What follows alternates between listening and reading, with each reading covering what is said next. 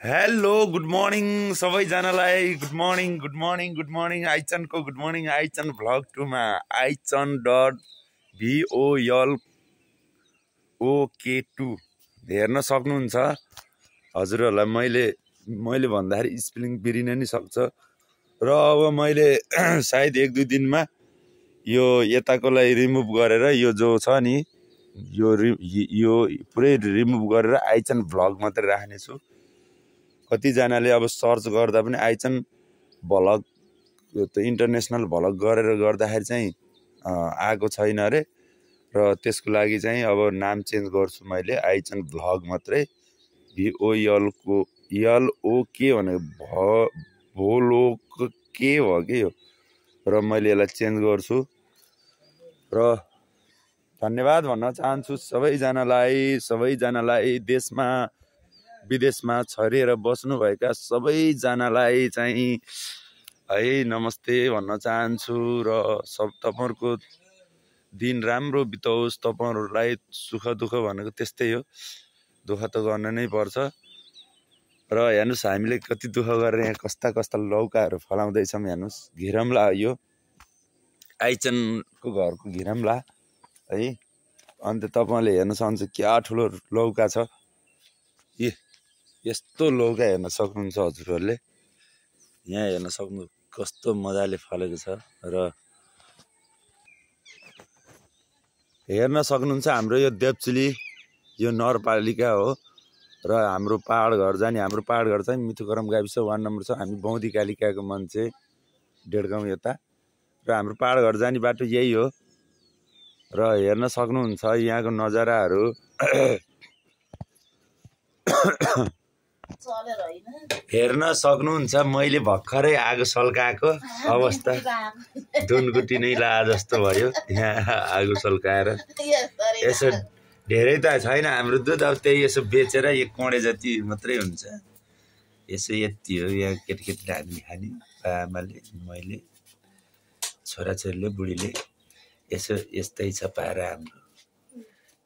हजुर हामीले चाहिँ बिहानमा हेर्न सक्नुहुन्छ रातो चिया भन्दा ब्ल्याक टी खानी गर्नुस्। दुधको चियाले चाहिँ ग्यास्ट्रिक गर्छ र ग्यास्ट्रिकको लागि अलि समस्या छ भने चाहिँ ब्ल्याक टी खान सक्नुहुन्छ हजुरहरूले। सुजेसन अब हजुरहरू आफै जान्ने हुनुहुन्छ। धन्यवाद। देख्न सक्नुहुन्छ हाम्रो नानु, हाम्रो सानो पालीलाई कति नामी हुनुहुन्छ नि, यहाँ कति नामी हुनुहुन्छ कि फेरि छ नि पुकुरी आकी फेरि यहाँ हुनुहुन्छ कति नामी पुकुरी।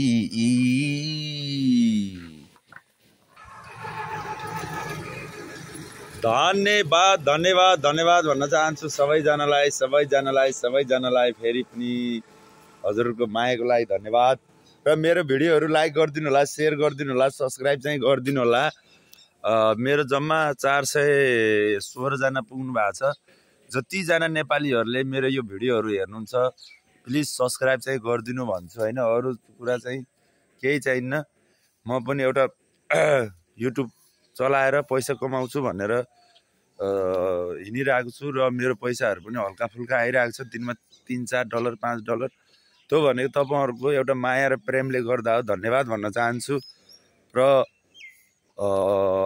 मैले के भन्छु भने सब्स्क्राइब चाहिँ गरिदिनु होला, भिडियो पनि हेरिदिनु होला, लाइक पनि गरिदिनु होला हैन।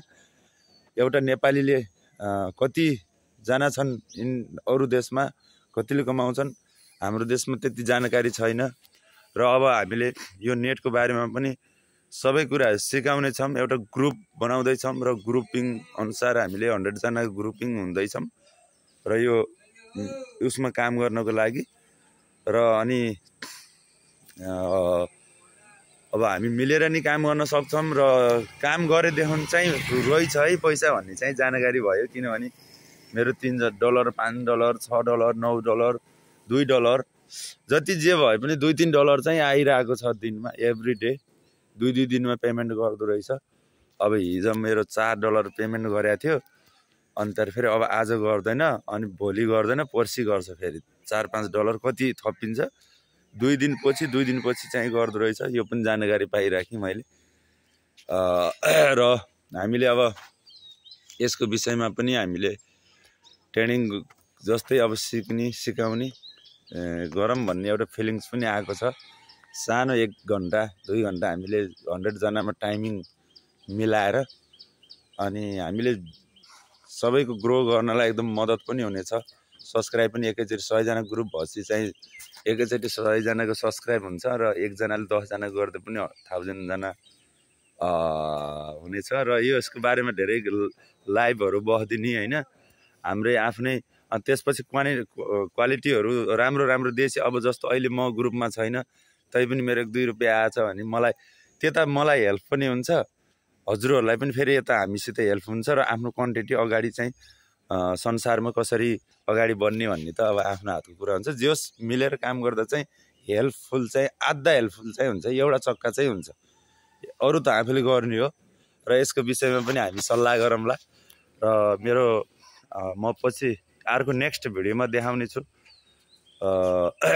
र सबैजना नेपाली दाजुभाइ तथा दिदीबहिनीहरूलाई आजको दिन राम्रो बितोस्। देशमा विदेशमा हुनुभएका सबै साथीभाइहरूलाई राम्रो बितोस्, दीर्घायु होस्, राम्रो हुँदै जाओस्। दुःख सुख भनेको यस्तै हो र सबैलाई फेरि पनि म धन्यवाद भन्न चाहन्छु। र यो सबै कुराहरू हजुरहरूले हेर्नुभयो है।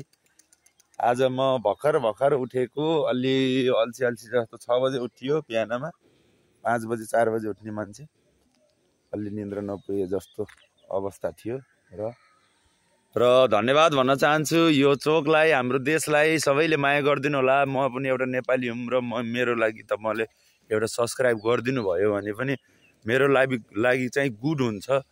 र मेरो देशमा म गएर विदेशमा गएर 1000 दराम कमाउनु भन्दा त यही मेरो 200-300 डलर आयो भने पनि त आफ्नो देशमा आयो अर्काको देश हैन। नेटबाट आउनु भनेको र त्यो हेल्प चाहिँ हजुरहरूले सबैले गरिदिनु होला र सब्सक्राइब चाहिँ गरिदिनु होला, भिडियो पनि हेरिदिनु होला। पुरा भिडियो हेरिदिँदा झन् मलाई राम्रो हुन्थ्यो र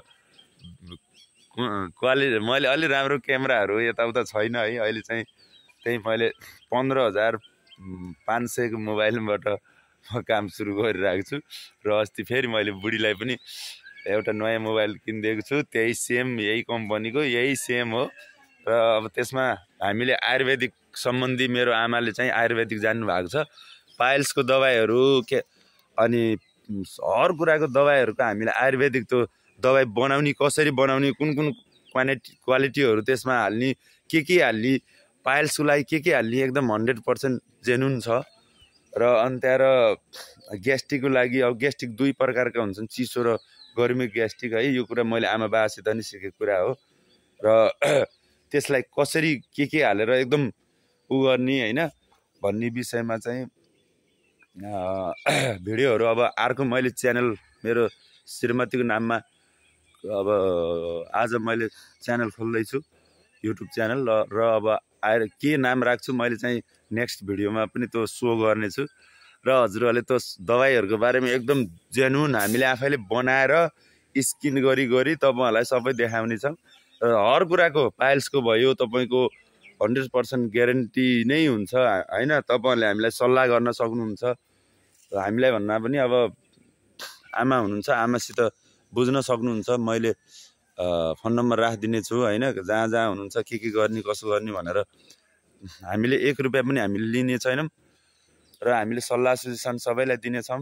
र मेरो दाजुभाइ तथा दिदीबहिनीहरूलाई हर चीजको आयुर्वेदिक दबाई, जस्तो अब भनौं न आयुर्वेदिकमा केबाट कुन, जस्तो अब तपाईको पातीको नि दबाई हुन्छ हेर्नुस्, तपाईको यसको यो पारिजातको दबाई हुन्छ, सबै कुरा, मेवाको पातको दबाई हुन्छ, मेवानी पात मेवानी दबाई, यो पुरै आयुर्वेदिक छ नेपालमा, जान्न मात्रै पर्यो। र हामी धेरै इंग्लिश मेडिसिनहरु खान्छौं, त्यो भन्दा यो भनेको कता राम्रो हुन्छ। त्यो भनेको दबाई राख्छ र उछिट्याइदिन्छ।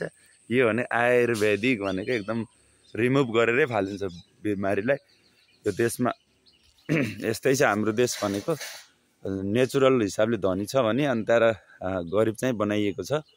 धन्यवाद भन्न चाहन्छु सबैजनालाई। मेरो भिडियो हेरिदिनु भएको छ र लाइक गरिदिनु भयो। Thank you so much all person, thank you.